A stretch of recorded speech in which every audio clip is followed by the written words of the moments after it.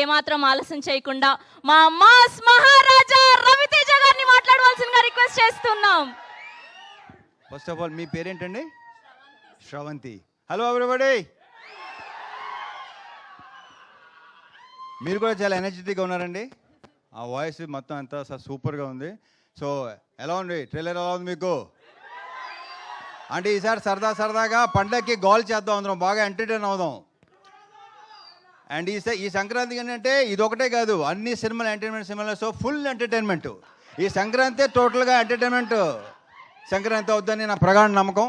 So thank you so much. And ఇందాక question చేశారు కదా అందరినీ మీరు. నేను ఎవరిని కాదు, ఒక్కరిని ఒకే ఒక క్వశ్చన్ వేస్తాను. మూర్తి గారు ఎవరిని నేను ఓన్లీ మూర్తి గారు.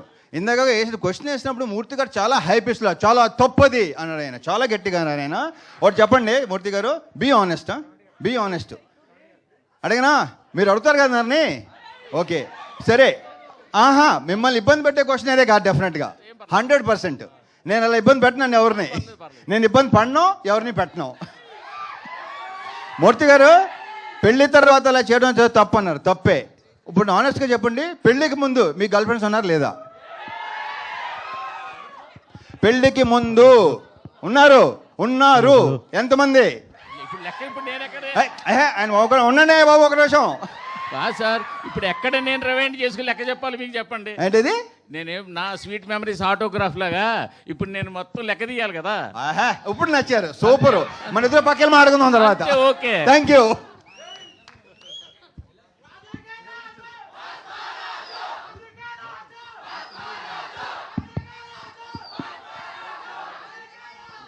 ఓకే